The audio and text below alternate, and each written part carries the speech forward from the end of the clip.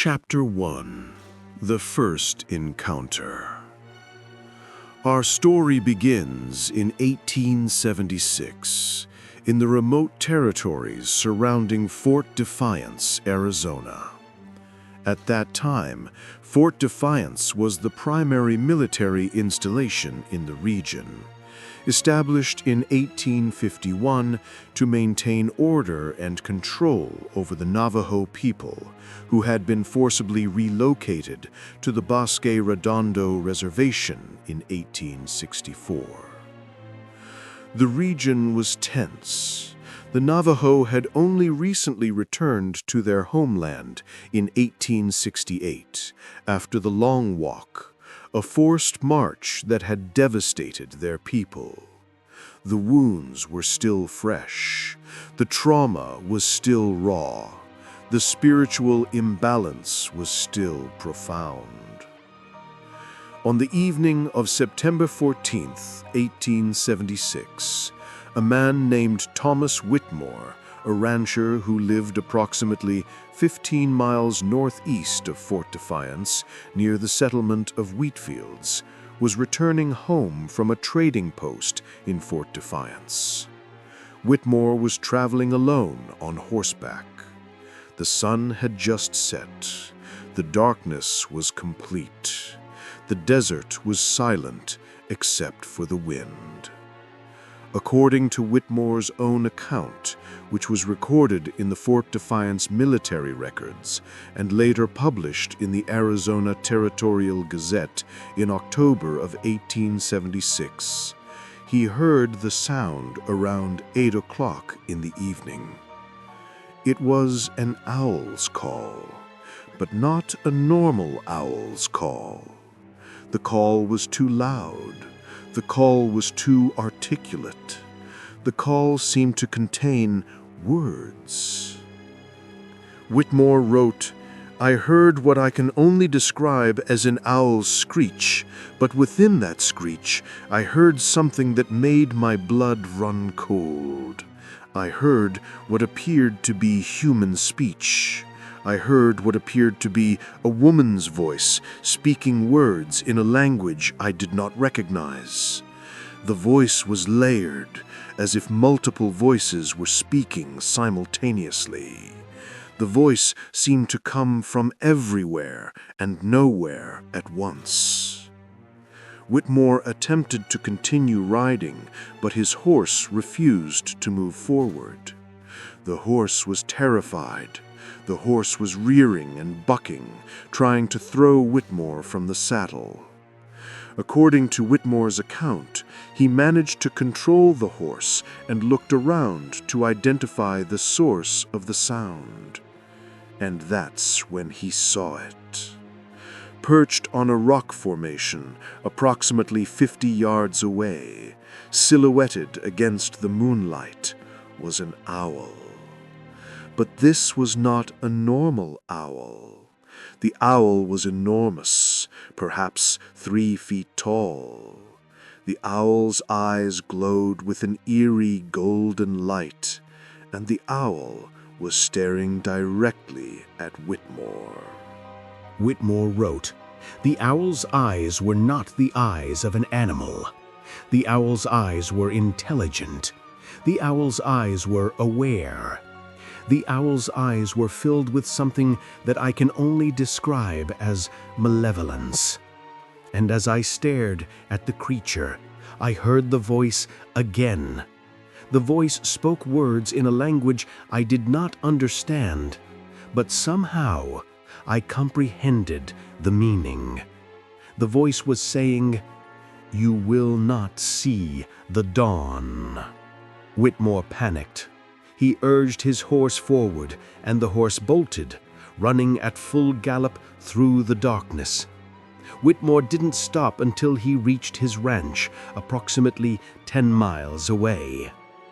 According to the account, Whitmore arrived at his ranch in a state of complete shock and terror.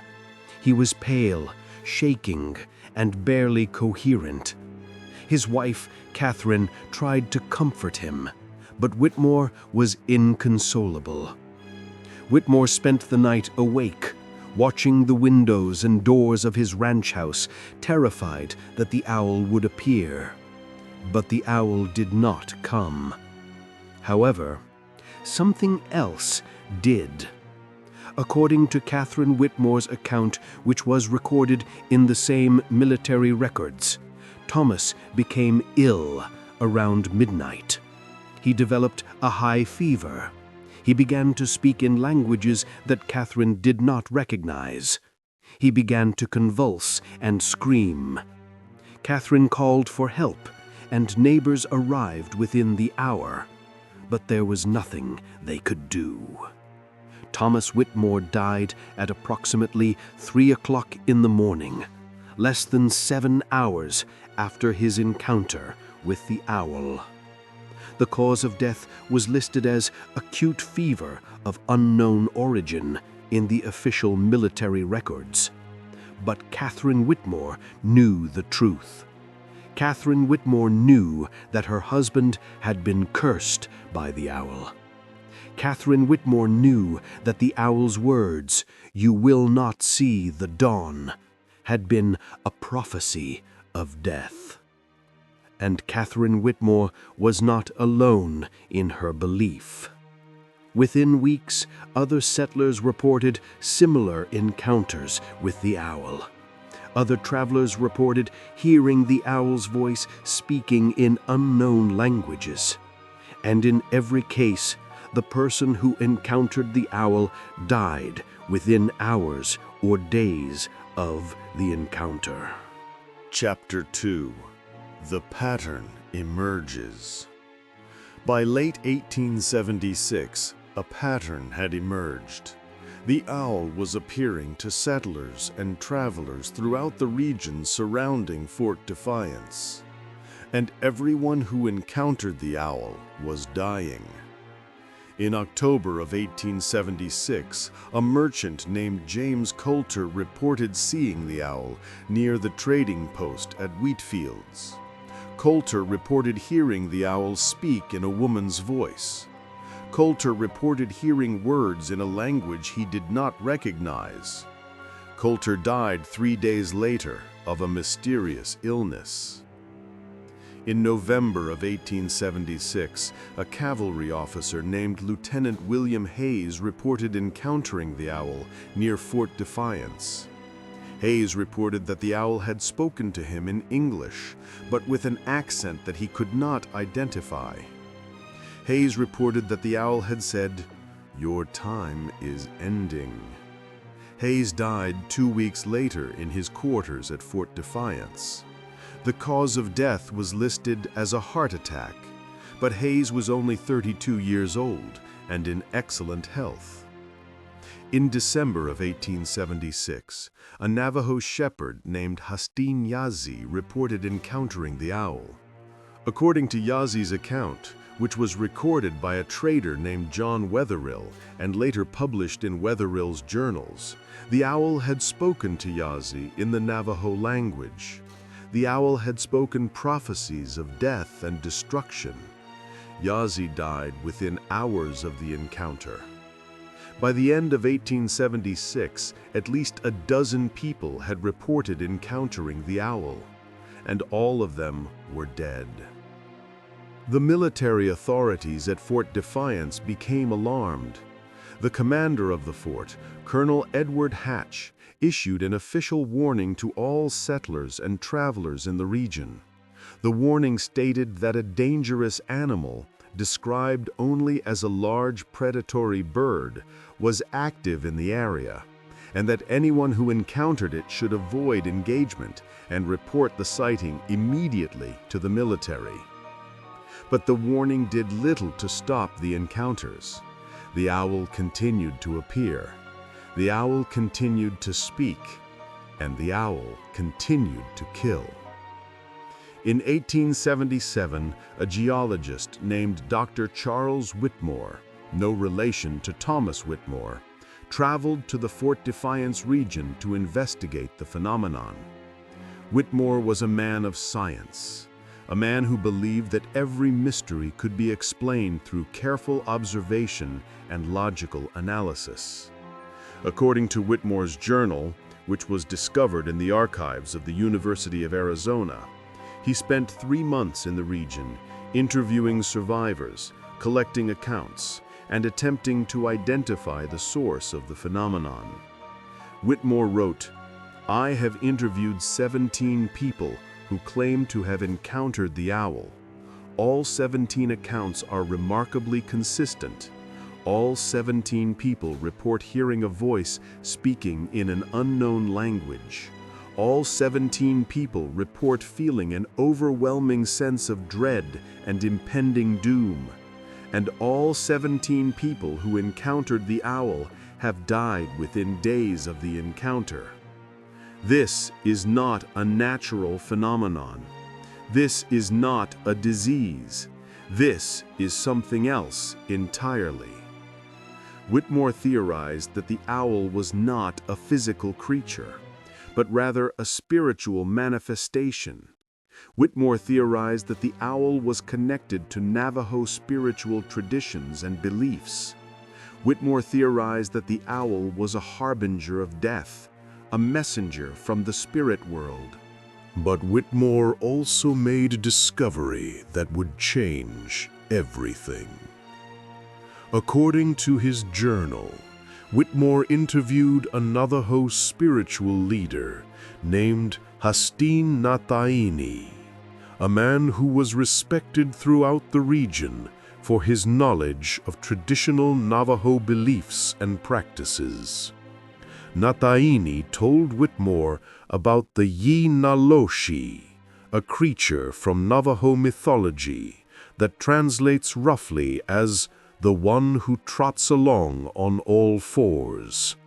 The Yi-Naloshi is a shapeshifter, a being that can take the form of any animal, including an owl. The Yi-Naloshi is a malevolent entity that preys on humans. The Yi-Naloshi is created when another medicine man or spiritual leader uses their power for evil purposes instead of good. According to Navajo tradition, the Yi-Naloshi can speak in human languages. The Yi-Naloshi can speak prophecies. The Yi-Naloshi can curse people with death. Whitmore wrote, "Hastin Nataini believes that the owl is a Yi-Naloshi, a creature from Navajo mythology that I had previously dismissed as mere folklore. However, the consistency of the accounts, the pattern of deaths, and the specific details that Nataini provided have forced me to reconsider my skepticism. It appears that what I am investigating is not a natural phenomenon, but rather a spiritual one, a phenomenon that defies the laws of science and reason." But Whitmore also discovered something else. He discovered that the owl was not simply appearing at random. The owl was appearing to specific types of people. The owl was appearing to people who had wronged the Navajo people. The owl was appearing to people who had participated in the displacement of the Navajo from their homeland. The owl was appearing to people who had profited from the suffering of the Navajo. Chapter 3. The investigation deepens. In 1878, Dr. Charles Whitmore published his findings in a scientific journal called the American Journal of Paranormal Studies. His paper, titled "A Spiritual Phenomenon in the Arizona Territory, The Owl That Speaks," was met with skepticism and ridicule from the scientific community. His colleagues suggested that he had been influenced by Navajo folklore. They suggested that he had allowed his imagination to run wild. They suggested that the deaths were simply coincidences, not the result of a supernatural phenomenon. But Whitmore's research had attracted the attention of a man named John Wetherill, a trader who had lived among the Navajo people for many years and had earned their trust and respect. Wetherill had his own experiences with the owl. According to his journals, Wetherill had encountered the owl on multiple occasions, but he had survived the encounters. Wetherill believed that he had survived because he had treated the Navajo people with respect and had never participated in their displacement or exploitation.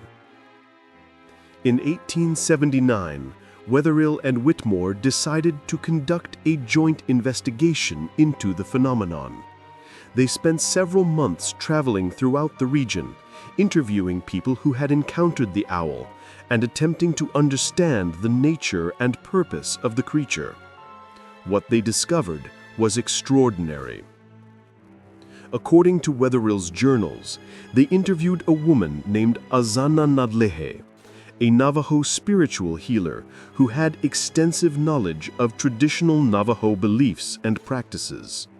Nadlehe told them that the owl was indeed a Yi Nadloshi, but that it was not acting randomly. Nadlehe explained that the owl was the manifestation of a curse that had been placed on the region by a powerful Navajo medicine man named Hastin Alchini, a man who had been deeply traumatized by the long walk and the forced relocation of the Navajo people. According to Nadlehe, Alchini had used his spiritual power to create the Yi Nadloshi as a weapon of vengeance against those who had participated in the displacement of the Navajo people. Alchini had given the creature the ability to speak in multiple languages so that it could communicate with its victims. Alchini had given the creature the ability to see into people's hearts and determine whether they were guilty of wrongdoing against the Navajo people. But there was something else, something that Nadlehe revealed that changed everything. According to Wetherill's count, Nadlehe told them that Alchini had died in 1876, the same year that the owl first appeared. Nadlehe told them that Alchini had died of a broken heart, unable to bear the suffering of his people any longer. Nadlehe told them that Alchini's death had released his spiritual power, which had taken the form of the owl. But Nadlehe told them something crucial. The owl could be stopped. The owl could be banished. The owl could be sent back to the spirit world. According to Nadlehe, the only way to stop the owl was to perform a traditional Navajo ceremony, a ceremony that would honor the memory of Hastin Alchini and acknowledge the suffering of the Navajo people, a ceremony that would ask for forgiveness and seek reconciliation.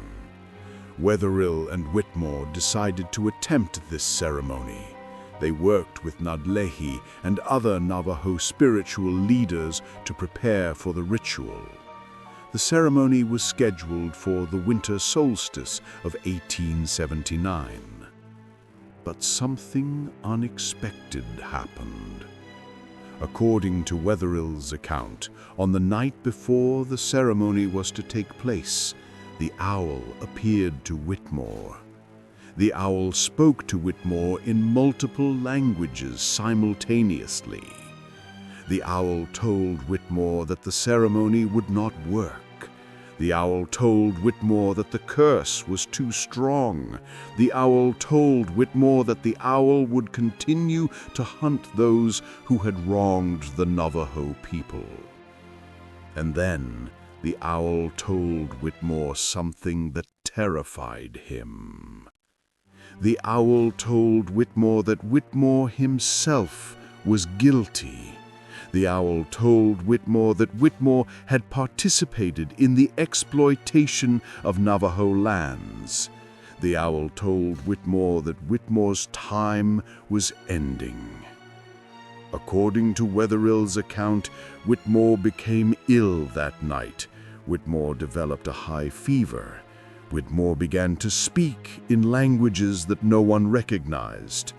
Whitmore died the next morning, just hours before the ceremony was to take place.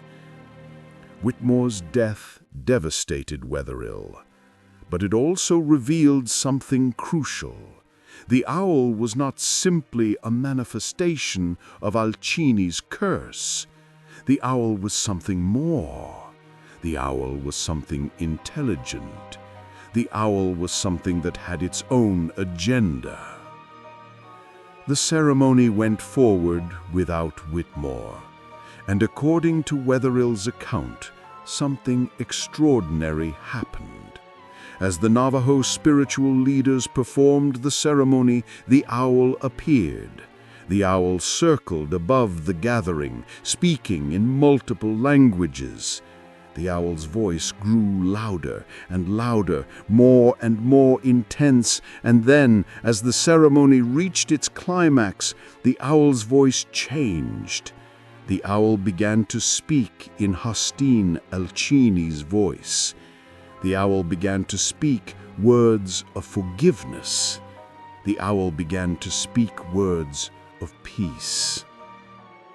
And then the owl was gone. According to Wetherill's account, the owl disappeared into the night sky and was never seen again.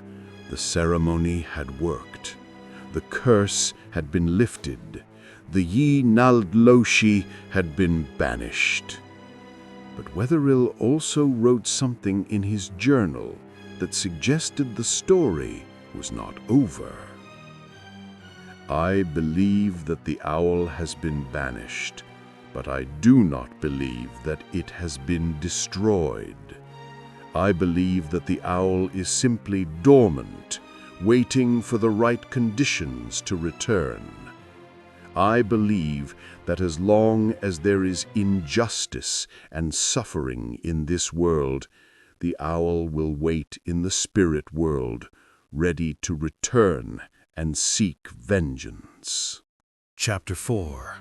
The Modern Encounters. For over a century, the owl was not seen. The region around Fort Defiance remained peaceful. No more deaths, no more encounters. The curse seemed to have been lifted. But in 1976, exactly 100 years after the first encounter, the owl returned. In October of 1976, a man named Robert Yazzie, a descendant of the Navajo shepherd who had encountered the owl in 1876, reported seeing the owl near his home in Fort Defiance. According to Yazzie's account, which was recorded by a paranormal investigator named Dr. Sarah Chen, the owl had appeared on his porch around midnight. Yazzie reported that the owl had spoken to him in English and in Navajo.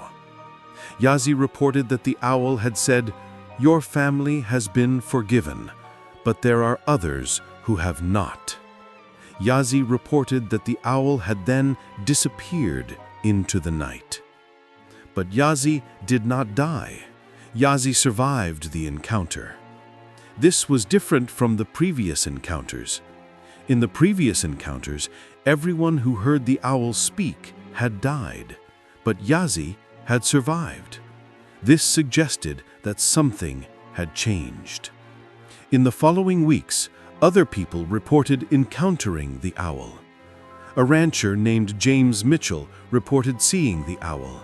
A trader named Sarah Bagay reported seeing the owl. A teacher named Michael Dine reported seeing the owl. But none of them died. Instead, they all reported experiencing the same thing.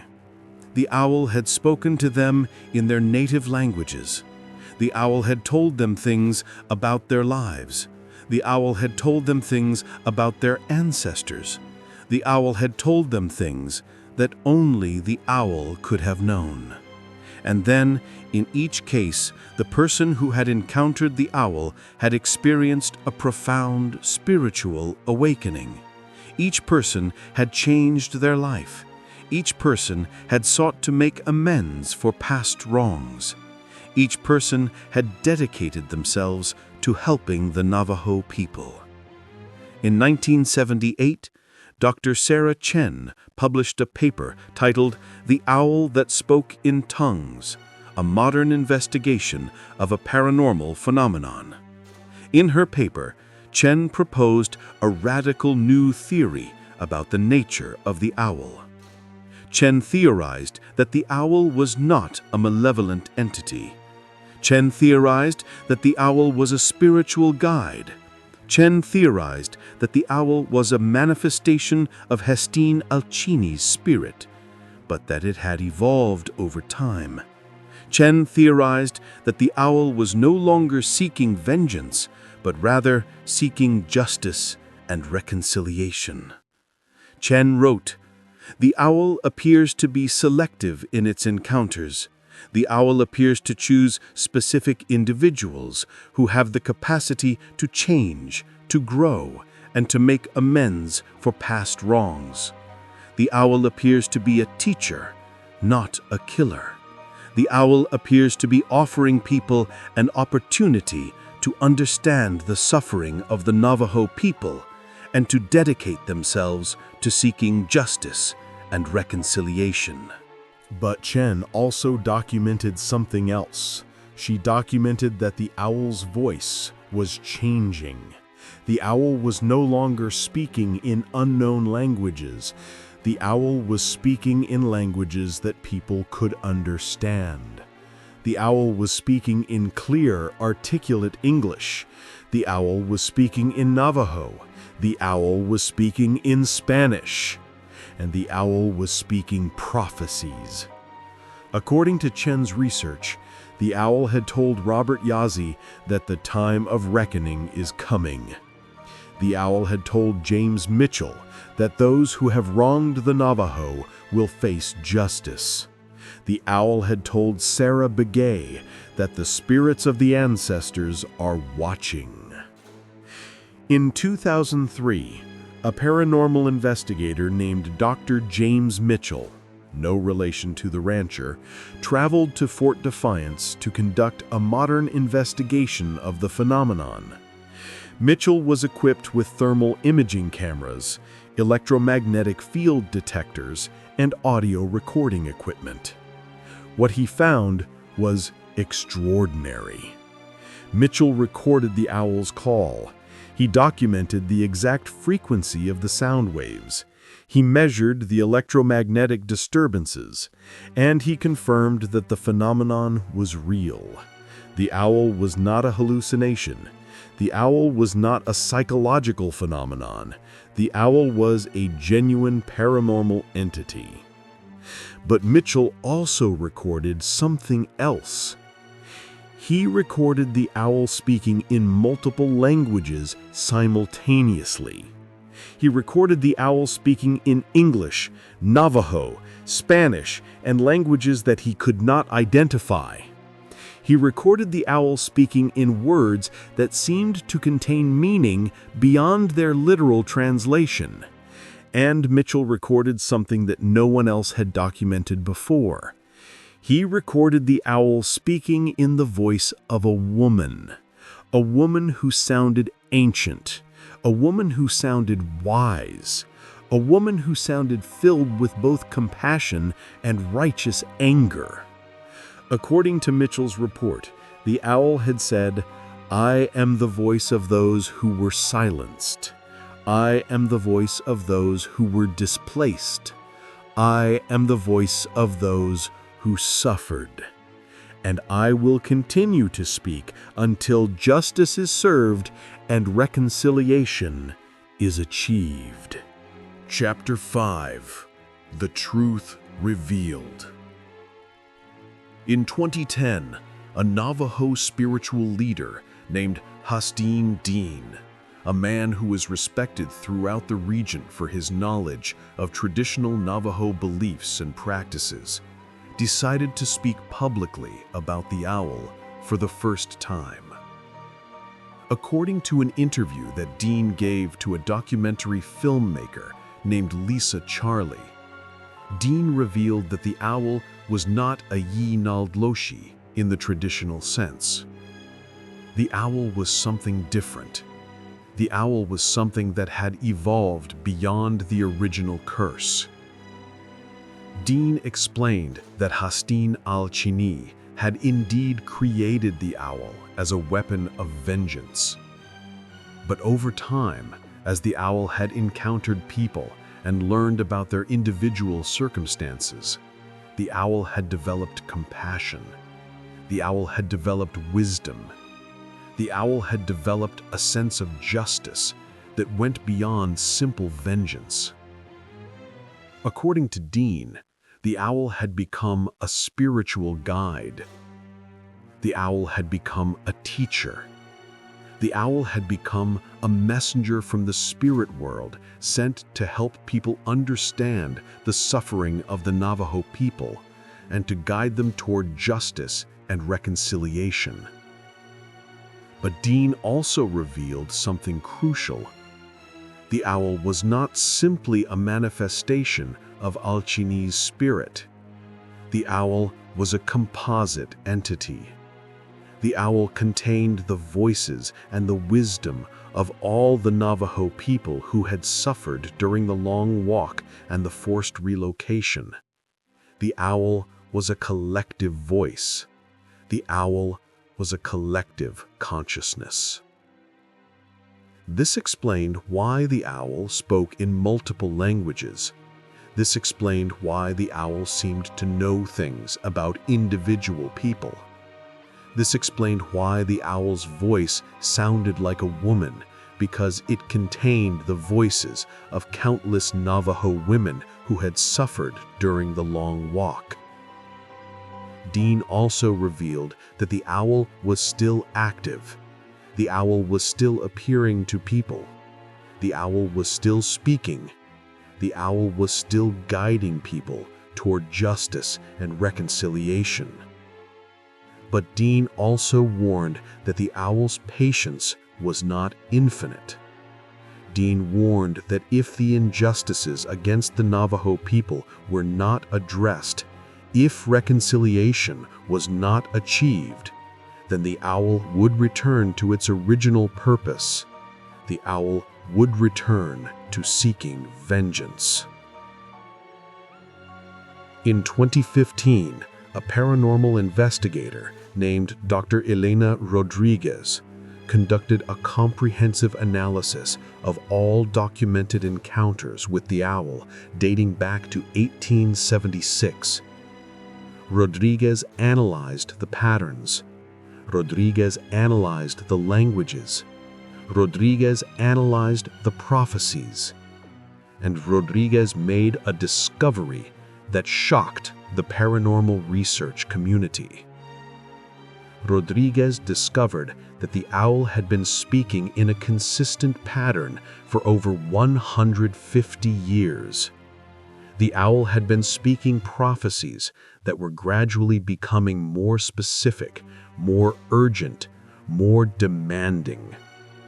According to Rodriguez's analysis, the owl's earliest prophecies were vague and general. You will not see the dawn. Your time is ending. But the owl's more recent prophecies had become specific. The time of reckoning is coming. Those who have wronged the Navajo will face justice. The spirits of the ancestors are watching. Rodriguez theorized that the owl was building toward something. The owl was building toward a moment of reckoning. The owl was building toward a moment when justice would finally be served. But Rodriguez also made another discovery. She discovered that the owl's voice had been changing over time.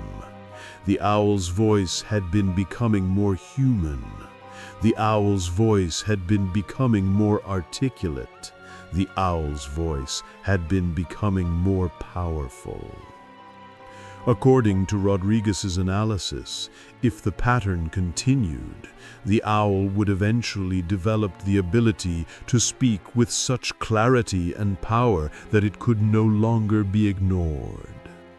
The owl would eventually develop the ability to communicate its message to the entire world. And that moment, according to Rodriguez's calculations, would occur sometime in the next decade. In 2019, a man named Michael Dine, the grandson of the teacher Michael Dine, who had encountered the owl in 1976, reported seeing the owl near his home in Fort Defiance. According to his account, the owl had appeared on his porch and had spoken to him in perfect English. The owl had said, "The time has come. The reckoning has begun. Those who have wronged the Navajo people will face justice. But there is still time for reconciliation. There is still time for those who are willing to listen, to learn, and to make amends." And then the owl had given Michael Dine a message. The owl had told him to share this message with the world. The owl is not your enemy. The owl is your teacher. The owl is your guide. The owl is asking you to remember the suffering of the Navajo people. The owl is asking you to seek justice. The owl is asking you to achieve reconciliation. The owl is asking you to change. Michael Dine shared this message with the paranormal research community. The message spread. The message was published in newspapers and magazines. The message was shared on social media. And the world began to listen. Epilogue. The mystery endures. The story of the owl that spoke in tongues raises questions that we may never be able to answer. Is the owl a spiritual entity? Is the owl a manifestation of collective consciousness? Is the owl a messenger from the spirit world? Or is the owl something that defies our conventional understanding of reality itself? What we do know is that the phenomenon is real. The phenomenon has been documented for over 150 years.